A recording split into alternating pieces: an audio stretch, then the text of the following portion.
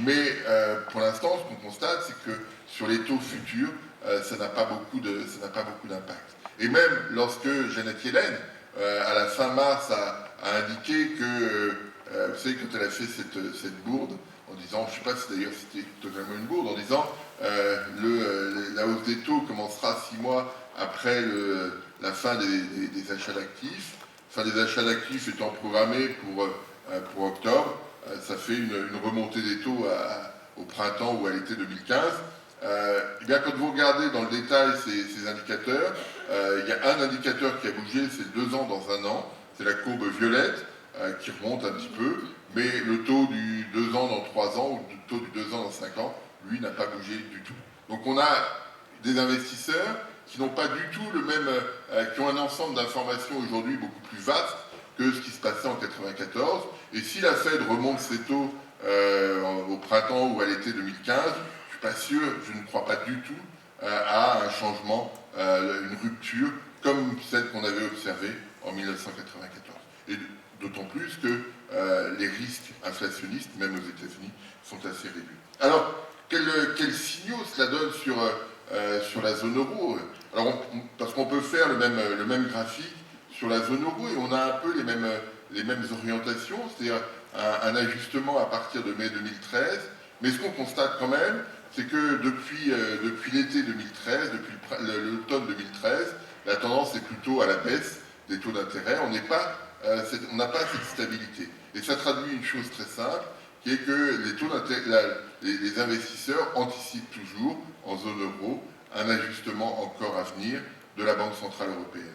C'est ça le point majeur, et là-dessus, Mario Draghi a été très clair lors de ses 2 dernières conférences de presse. Il a très clairement indiqué la chose suivante, c'est qu'à l'unanimité, les membres du Conseil des gouverneurs de la Banque Centrale Européenne ont reconnu qu'à 0,25% de taux d'intérêt, la politique monétaire était encore restrictive. Donc ça veut dire qu'il y a des attentes sur le 5 juin, d'abord, où très clairement il y a des anticipations fortes de réduction des taux, probablement une réduction du taux de repo, du taux de refit, à 0,15%, et très certainement une baisse en territoire négatif du taux de facilité de dépôt, le taux auquel les banques sont rémunérées pour leurs réserves auprès de la Banque centrale. On va rentrer en territoire négatif sur ce point.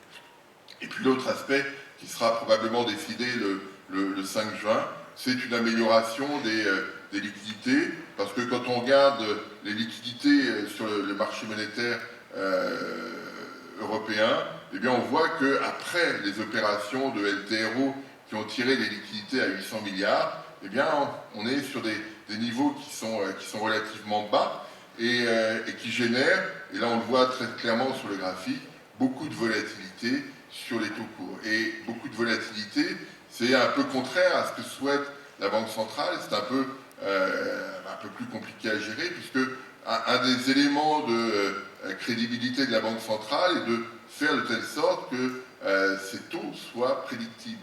Or aujourd'hui, quand vous regardez la courbe bleue, qui est celle de l'Eonia, vous voyez qu'il y a beaucoup de volatilité, et donc il y a peu de prédictibilité.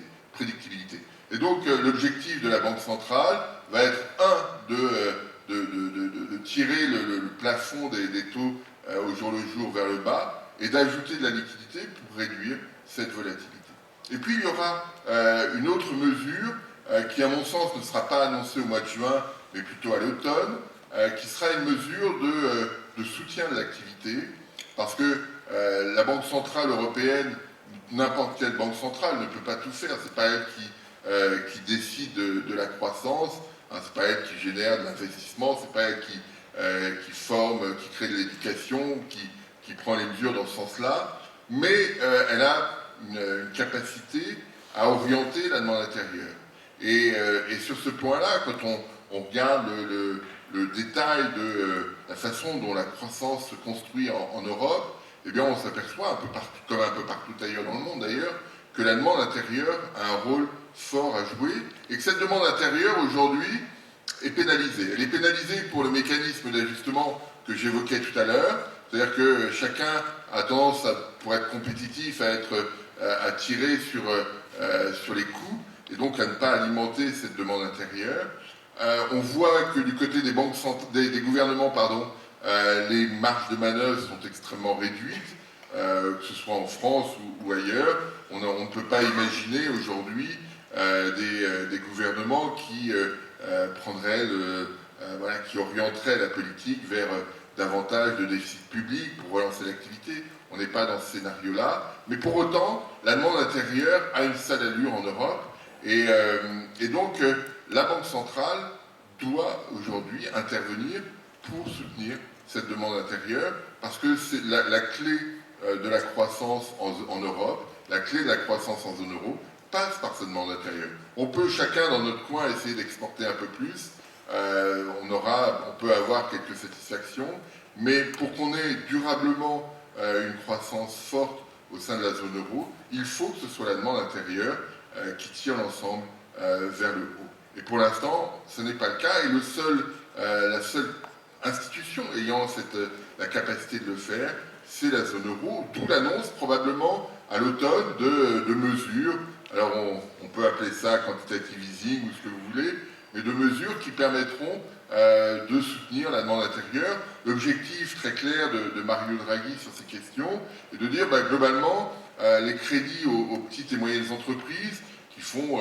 plus de 99% du nombre d'entreprises au sein de la zone euro, les crédits sur ces entreprises-là, notamment en Italie, notamment en Espagne, sont extrêmement fragiles, peu dynamiques, et donc il faut que nous, Banque centrale, on se donne les moyens de doper ces crédits aux PME, parce que ce sont elles qui ont la capacité de relancer la demande intérieure.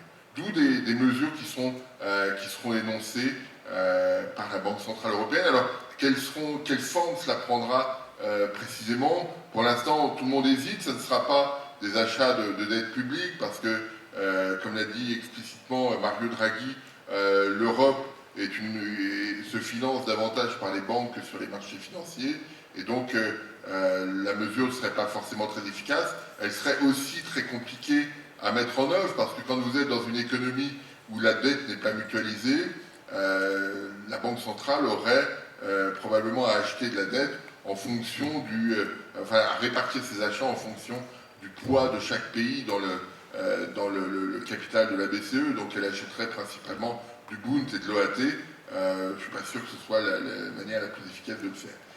Elle ne peut pas non plus faire de LTRO comme elle l'a fait par le passé, parce qu'aujourd'hui on est rentré en union bancaire, et vous savez que l'union bancaire, l'objet de l'union bancaire, c'est de séparer le risque souverain du risque bancaire. Et on avait vu en 2011-2012 que quand il y avait eu ces opérations de LTRO, les banques espagnoles et italiennes notamment avaient acheté la dette publique espagnole ou italienne. Et donc le risque n'était pas dissocié. Donc la Banque centrale européenne ne reprendra pas ce type de risque. Faire un LTRO conditionnel me paraît complètement illusoire. Se dire vous aurez des liquidités si vous faites ça ou ça, je ne crois pas à ça. Et donc le dernier moyen, ce qui a été évoqué à plusieurs reprises par Draghi, c'est de relancer la titrisation pour que effectivement les banques servent de relais entre des crédits qui seront effectivement faits par les banques, mais qui seront vendus à des véhicules de titrisation qui seront en partie rachetés par la Banque centrale. Et ça permettra probablement aux banques italiennes, espagnoles de refaire du crédit de façon beaucoup plus simple et sans avoir systématiquement à porter ce risque dans leur bilan. Donc il y a des choix qui devront être faits. Alors c'est un peu compliqué parce que au regard des défauts qu'il y a eu sur la titrisation américaine, tout a été, les contrôles, les contraintes ont été renforcées, alors que les titrisations européennes ont connu finalement très peu de défauts, et donc il y a des arbitrages à faire aujourd'hui sur ces questions. Donc voilà, en quelques mots, ce que je voulais évoquer avec vous, que ce soit sur le dollar, que ce soit sur les politiques monétaires, il y a plein d'autres sujets, et la vraie préoccupation derrière tout cela, malgré tout, c'est le fait que la croissance européenne est aujourd'hui très faible.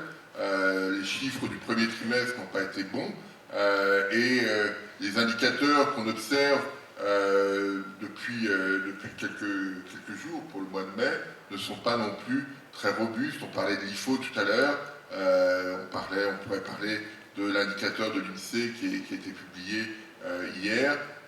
Tout ça reste extrêmement fragile et manque un petit peu de dynamisme.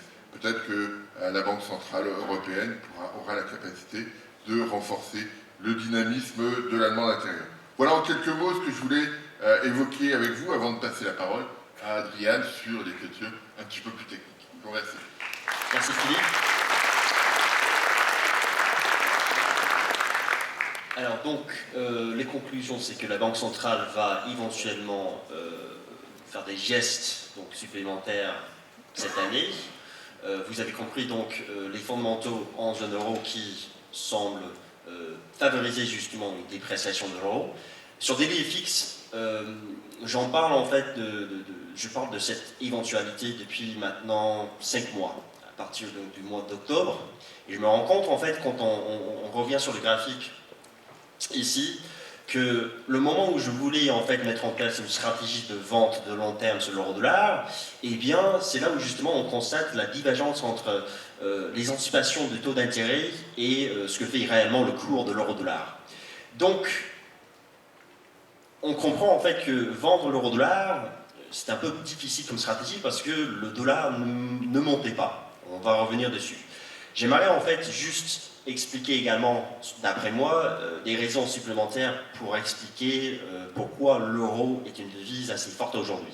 Alors, donc, devant vous, en fait, vous avez des courbes que vous n'avez jamais vues, probablement. Ce sont donc des courbes qui montrent le taux de change effectif de l'euro contre 39 d'autres devises. 39 devises, donc des partenaires commerciaux. C'est un indice qui est calculé par la Banque Centrale Européenne. Et en fait, en rouge, c'est la courbe en rouge, c'est le taux de change réel, qui prend en compte donc l'inflation, le niveau des prix. Et on constate en fait que, donc aujourd'hui on parle de l'euro, le taux de change il est trop élevé, l'euro il est trop cher, mais en fait, officiellement, l'euro il est plus ou moins dans une zone, je dirais, c'est le cours moyen historique.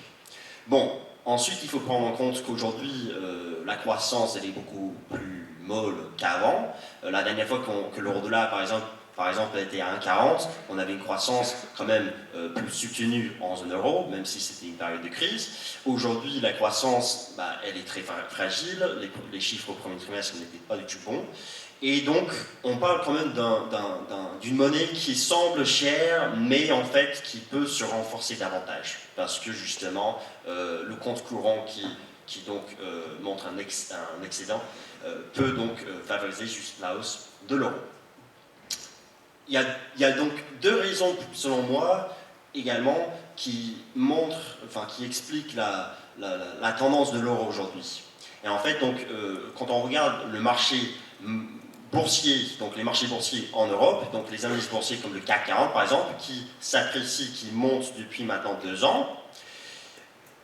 Cette montée donc, des indices boursiers, c'est notamment dû ou grâce à la Banque Centrale Européenne et également aux officiels européens qui en 2011 ont mis en place des stratégies, des programmes, des mesures pour justement réduire le risque systémique en zone euro. Alors, donc devant vous, vous avez un graphique, donc une courbe bleue, c'est le CAC 40, donc a priori tout le monde reconnaît cette courbe, et en rouge, cette courbe rouge, ça montre en fait la différence entre le taux Euribor 3 mois et le taux Ionia Swap, donc un taux swap à 3 mois également. Alors l'importance en fait, parce que c'est un peu technique, cette courbe montre le risque de crédit perçu sur les marchés interbancaire. Et on constate effectivement quand donc cette courbe rouge monte en flèche, ça veut dire qu'en fait les opérateurs pensent qu'il y a un risque de crédit élevé. Et donc c'est là où justement nous avons des baisses, des marchés baissiers en Europe. Donc le CAC 40 en l'occurrence en 2007-2008 et également en 2011 lorsque il y avait quand même des tensions sur le marché interbancaire. Et aujourd'hui, grâce à donc Mario Draghi qui en juillet 2012 a déclaré que la BCE allait faire tout nécessaire pour justement sauver l'euro, eh bien les tensions tout simplement se sont apaisé, puis maintenant nous avons un marché haussier, avec donc ce spread, cette courbe qui est plat et qui ne bouge pas. Il y a quelques tensions depuis le début de l'année, comme l'on a vu avec les taux tout à l'heure, mais ce n'est pas non plus une forte hausse donc, du risque de crédit perçu par les marchés. Deuxième raison, je dirais, et là on vient d'évoquer ça, c'est donc ce qu'on appelle, enfin moi je l'appelle la raréfaction du crédit en zone euro.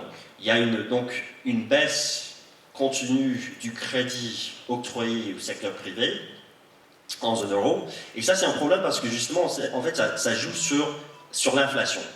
Parce que quand on a donc du crédit qui baisse en zone euro, ça veut dire que les entreprises en Europe arrivent à avoir moins de crédit. Et donc, finalement, il y a moins de liquidités qui circulent dans le système, dans l'économie réelle. Et donc ça, d'après moi, cela explique d'une part la désinflation qu'on connaît actuellement en zone euro.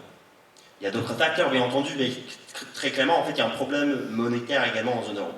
Donc, d'après ces fondamentaux, que ce soit donc la croissance molle, que ce soit la BCE qui monte le temps vis-à-vis du taux de change en Europe, que ce soit donc l'inflation qui ralentit, il y a quand même des anticipations de davantage d'affaiblissement de la BCE. C'est connu, c'est quasiment sûr et certain. On a vu en fait, donc je viens sur l'euro, et donc on va parler de la stratégie sur l'euro-dollar, mais avant de parler de l'euro-dollar, j'aimerais parler de plusieurs paires de devises avant, pour comprendre que aujourd'hui, la tendance de l'euro comme une devise n'est pas du tout la même face à certaines paires de devises. Par exemple, le graphique devant vous, c'est l'euro contre la livre sterling, qui en juillet 2013 a fait son point haut, et qui donc, cette paire, l'euro GBP, baisse depuis, est dans une tendance baissière. Alors, en juillet 2013, en fait,